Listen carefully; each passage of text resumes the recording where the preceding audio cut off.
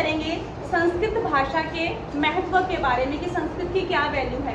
तो क्या कोई बच्चा मुझे बता सकता है कि संस्कृत की क्या वैल्यू होती है? Ma'am yes good. चलो, तो आपको किसने बताया संस्कृत की वैल्यू के बारे में? मेरे पापा ने। पापा ने बताया था, वेरी गुड।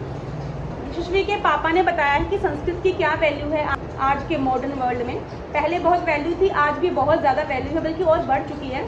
तो अभी यशस्वी बताइए इसके पापा ने क्या बताया। चलो, मेरे पापा ने मुझे यह बताया कि संस्कृत वर्डों को सॉफ्ट कर देती है और इसे पढ़ने से ग्रहण शक्ति, कल्पना शक्ति तेज होती है। अमेरिकन मैगजीन ने तक ये दावा कर रखा है कि संस्कृत पढ़ने से ग्रहण शक्ति और कल्पना शक्ति तेज होती है। और क्या बताया उन्होंने?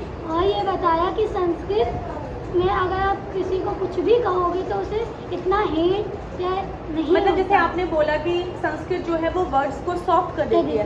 सॉफ्ट का मतलब क्या है यहाँ पर? सॉफ्ट का मतलब ये है कि किसी को इतना हेट नहीं होता। किसी को बुरा बोलता है, हिंदी में बोलते हैं तो उसे वर्ड समझ आ जाता है, उसे बुरा लगता है। लेकिन अगर हम उसे संस्कृत में कहें तो उसे बुरा नहीं लगेगा क्योंकि उसे इतना नहीं होता। लेकिन हिंदी में क्योंकि संस्कृत जो है शब्दों को पोलाइट कर देती है, नम्र कर देती है।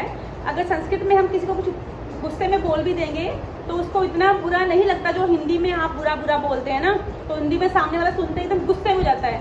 इंग्लिश में बोलोगे तो भी गुस्सा आता है, लेकिन अगर संस्कृत में अगर किसी को कुछ बोल भी दोगे तो आपको उनका बुरा नहीं लगता, क्योंकि संस्कृत के जो शब्द हैं वो बहुत पोलाइट होते हैं, सुनने में अच्छे लगते हैं, पढ़ने में अच्छा लगता है, जिससे हमें मज़ा आता है, अच्छे से समझ में भी आता है। इसके अलावा और संस्कृत की क्या वैल्यू है